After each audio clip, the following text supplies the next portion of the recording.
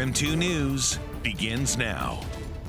Hello, thank you for joining us for KREM 2 News Week in Review. I'm Tim Pham. In the next half hour, we'll get you caught up on some of the biggest stories in the Inland Northwest this past week.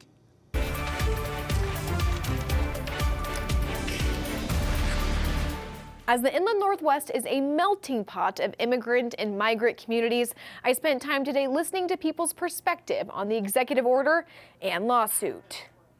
Citizenship makes clear that citizenship cannot be conditions on one's race, ethnicity, or where their parents came from. Washington State Attorney General Nick Brown made his stance clear on United States citizenship. What's not in the Constitution is anything saying the president has the authority to decide who is granted citizenship. Although I spoke with Congressman Michael Baumgartner, who is still in Washington, D.C. following President Trump's inauguration, he says it's not out of the question for the president to challenge the 14th Amendment based on its origin. That amendment was put in to bring African Americans give them their legal rights, their true rights. It was never meant to be a way for folks to circumvent the immigration process. And during Baumgartner's campaign for Congress, he was in support of stronger immigration policy. And what President Trump is doing is clearly saying that abuse is going to stop. We're going to be a sovereign nation. We're going to have secure borders. And this is just a piece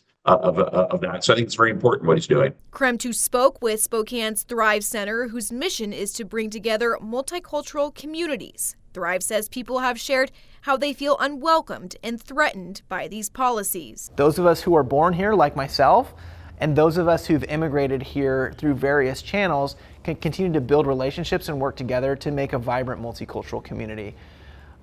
Executive orders like the ones we saw come out in the last 24 hours don't help with that, but they don't deter us from our mission. Latinos in Spokane also told me over the phone they are working to support people by bringing in attorneys to protect those under immigration law. They encourage people to contact Latinos in Spokane for any assistance.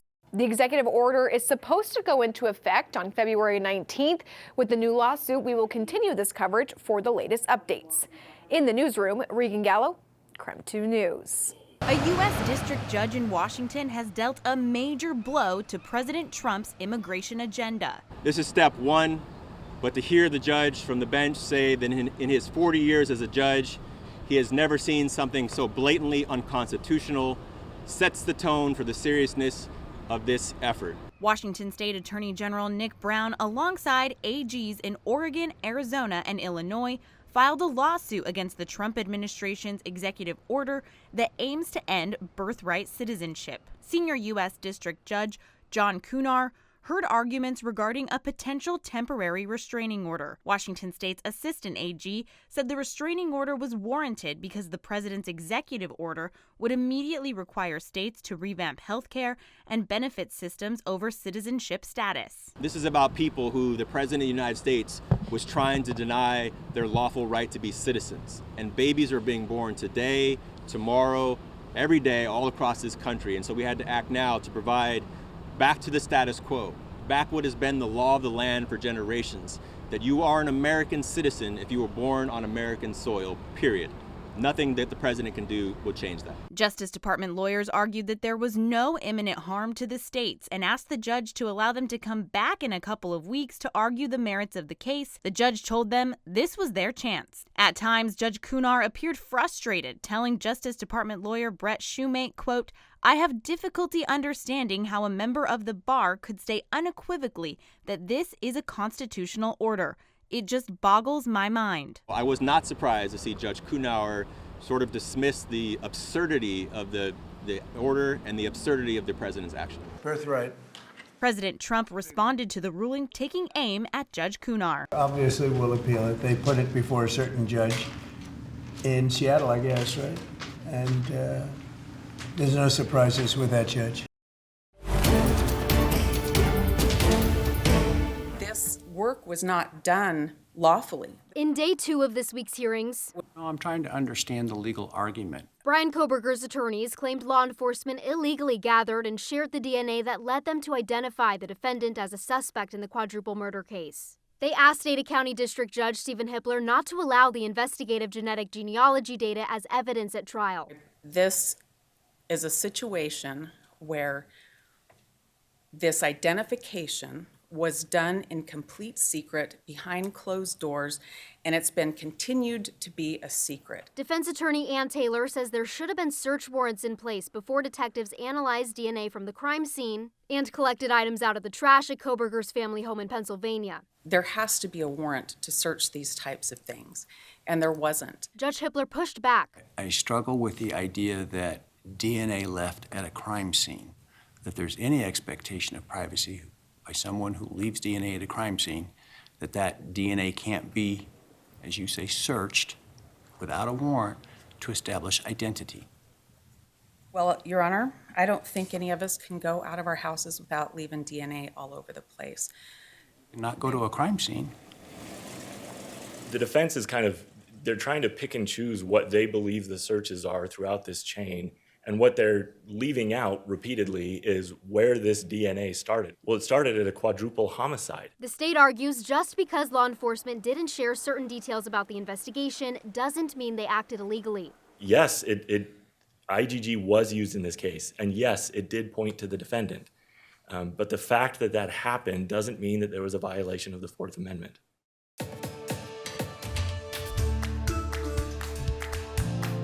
The incident happened last March as a Spokane police officer tried to detain a man near downtown Spokane. So he picks them up by their waistband, lifts them off the ground, and then slams them onto the ground. This is video of the incident the Spokane Ombuds Commission watched at Tuesday night's meeting. The Use of Force Review Board looked at the incident last November. In reviewing the incident, Deputy Ombuds Luvame Omana says one of the things they found needs to be addressed is the culture. Going through this case, there's a general reluctance that we noticed to say that something is outside of policy. The incident sparked the Office of Police Ombudsman to recommend 10 policy changes on how use of force is reviewed, including having the Spokane Police Department adding a community member to the review board and only allowing tactics listed in the Defensive Tactics Manual. There was a supervisor in this chain of command who said that martial arts is not new and exposure to law enforcement should be encouraged. The commission approved the recommendations unanimously, which Police Ombuds Bart Logue was pleased by. Anytime that we can kind of refine those processes and make it better for us to understand and the community to understand and also the police department to understand.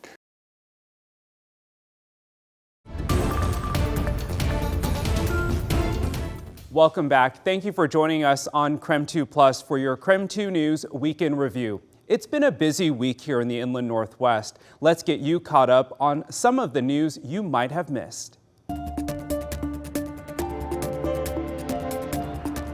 Sometimes a place to live is hard to come by. When I first moved here, I ended up staying at a shelter for a little while with my kids, and then we were able to get into a place. That's the experience Rosetta Hill went through moving to Spokane from California decades ago. After getting assistance through the Spokane Housing Authority, she's now living in a home on a fixed income. So I just brought myself up out from having nothing. She, as well as others who were less fortunate, attended the Spokane Homeless Connect event at the convention center. There, folks were able to get different resources for health, haircuts, and veterinary services, like for Hill and her dog, Rico. This is also where the Spokane point-in-time count continued. This will be a part of that puzzle that's assembled to figure out what we need to do to address homelessness in our area. John Clapp works in the city's Community Housing and Services Department. He's heading the point-in-time count this year. He says they'll be going to different shelters across Spokane to find out how many people are without a home. From there, the data is sent to the Washington State Department of Commerce and the U.S. Department of Housing and Urban Development. Clapp says the numbers help keep track of what resources are needing to be improved. We can adapt once we have that data, throw more service dollars, service options for those sorts of demographic groups. Last year's point-in-time count found a 54% decrease in people living on the streets and a 10% increase in people turning to shelters. In one day, the city says it just counted 392 people experiencing homelessness. The point-in-time count is something Hill supports for the unhoused after her personal experience. It's really tough on them, you know, and with their animals. I mean, it's kind of hard on the animals, too, because, you know, they're out in the cold and they're not being taken care of really good. because they don't have a home to go to. This year's point in time count continues through next Wednesday. Connor McAvoy, KREM 2 News.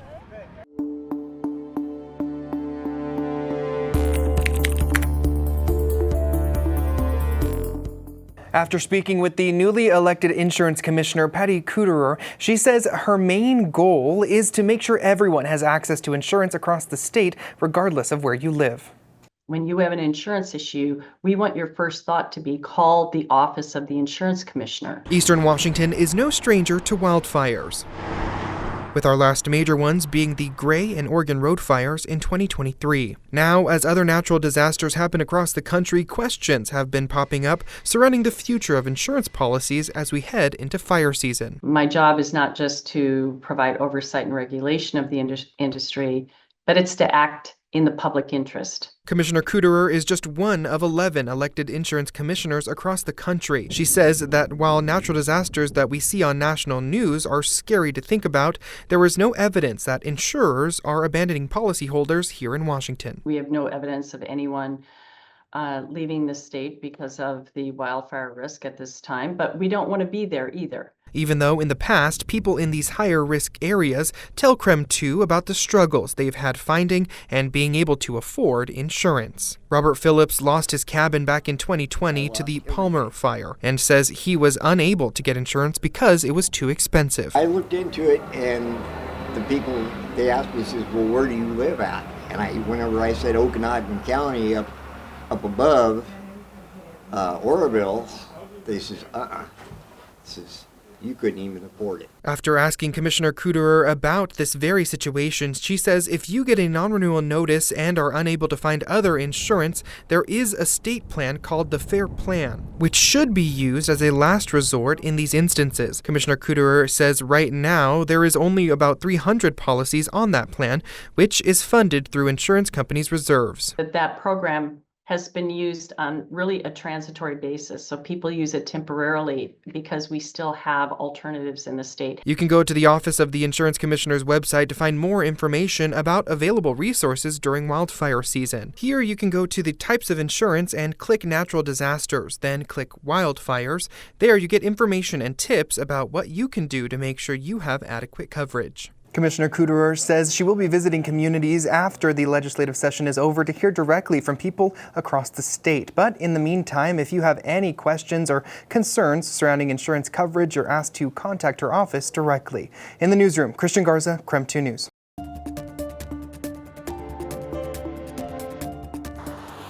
We're only in the first few days of Washington's legislative session, but already lawmakers are showing that housing is going to be a priority, quickly pushing a rent stabilization bill through a housing committee. Reported out of committee with a do pass recommendation. Washington's lawmakers are taking another shot at rent stabilization. Excessive rent increases harms the very fabric and well-being of our communities.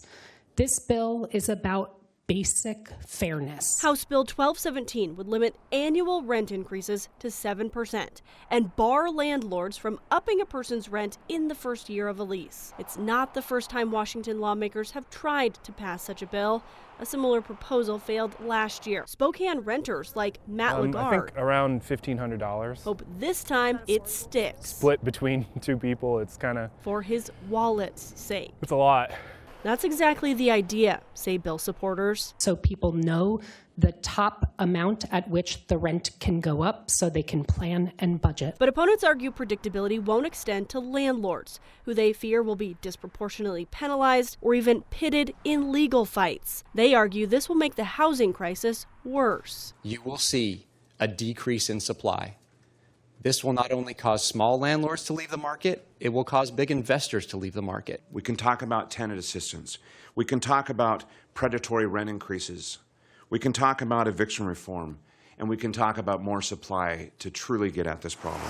The bill still has a long way to go, but Lagarde hopes relief. I'm lucky because my landlord is sort of like a genuinely great person. Isn't far off. But there are people out there that I've seen situations where people are ridiculously unfair and unjust in the way that they handle tenants living in their building. The House bill will now go to the appropriations, and a companion bill in the Senate is expected to go up for public comment on Wednesday. Shannon Mowdy, KREM 2 News.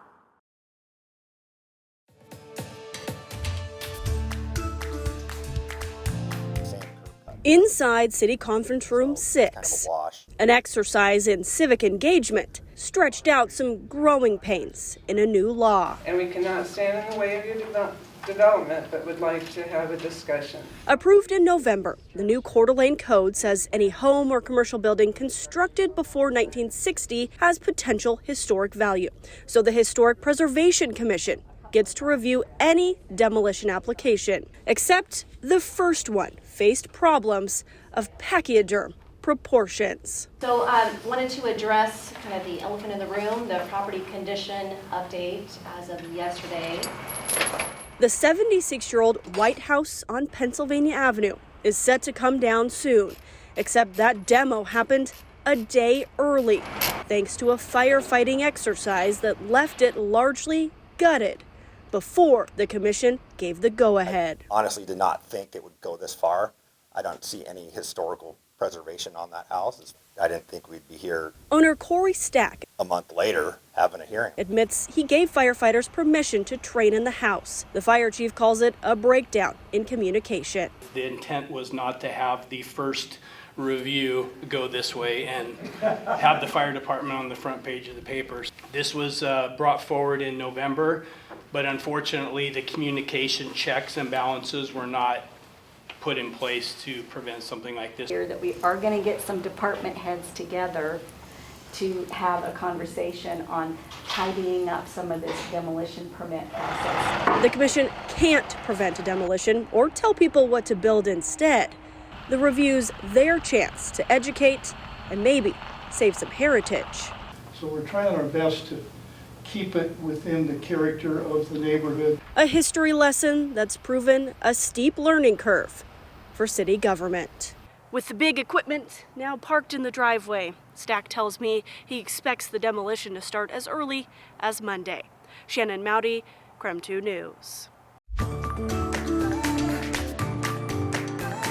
According to that Spokane Public Schools email and the Washington Interscholastic Activities Association, illegal recruiting is the practice of enticing a student to choose a school based on athletic skill or ability. Apparently, it's happening all over the state and here in Spokane, oftentimes without parents' knowledge.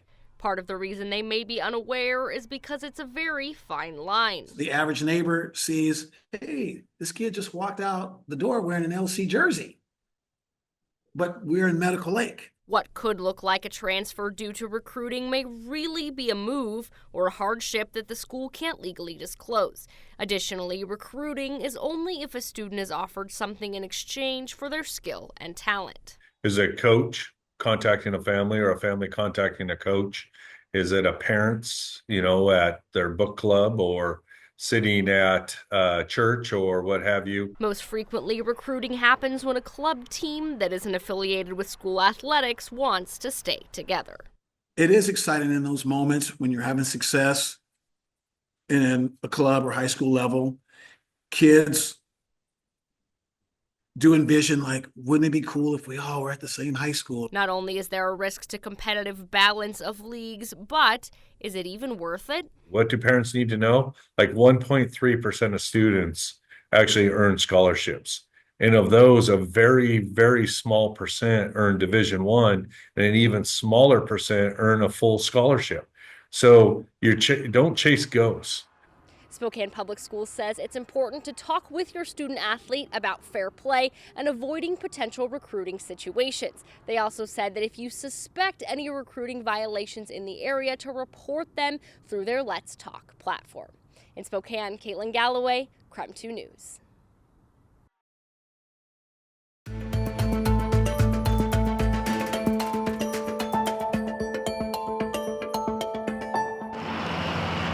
To see it today, weeds and dust are the only thing singing praise at Bethany Presbyterian. 2 years closed, earthly belongings stored away, Everything else that belongs inside, locked out. But Sharon Smith's a dreamer. Building there, parking lot, there'll be a playground type thing over here for kids. She doesn't see parking lot pavement. She knows what it could be. It ended up being a very natural thing for us to dream about possibly helping in some way. The dream is called the Bethany Project, a $12 million community campus. A smaller space, part sanctuary, part community center, with 2 apartment buildings alongside. A new home for the church, new homes for the needy. So I've been part of the conversations with them from the beginning about dreaming about some church worship ministry space in combination with housing. Mark Finney's Thrive International is partner on the project. Refugee and immigrant families will be offered some of the affordable apartments. One of the biggest challenges they face is that they come here with no credit history and no rental history. About half the 22 units will be open to low-income families, the rest offered up to Spokane's Family Promise. They're families that have gone through homelessness and now have jobs and are ready to be independent. A blessing from a congregation that knows a thing or two about being unhoused. The church known for the messages on its signs. Yesterday, it held its last service at the corner of Freya and 4th. Curbed by corridor construction in 2009, Bethany moved up the hill to Ray Street. Then a January basement fire. Once again, a wandering flock out to pasture. And so we're not in our community. Our membership has, since the fire, we've lost about 35 members. But with a communal kitchen and classrooms and playground planned, community's just what they'll get. Social church service. We're called to minister to the least of these and for the people that are cast down. And a whole new take on Love Thy Neighbor. Thank you for joining us for KREM 2 News Weekend Review. For the most current news throughout the weekend, you can watch our latest newscast and weather forecast right here on KREM 2+. Just look for the video in the bottom navigation menu. I'm Tim Pham. Thanks for watching.